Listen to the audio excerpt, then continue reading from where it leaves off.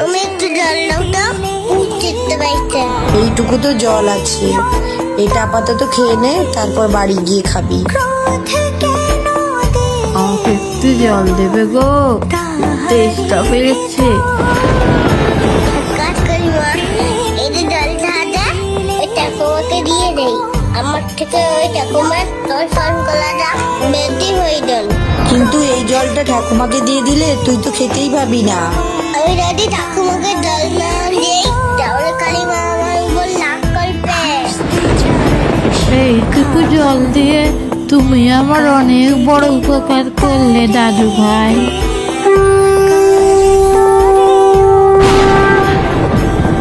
আমি তোকে যত দেখি তত অবাক হয়ে যায়। আমি ছায়া হয়ে তোকে সব সময় আগলে রাখবো।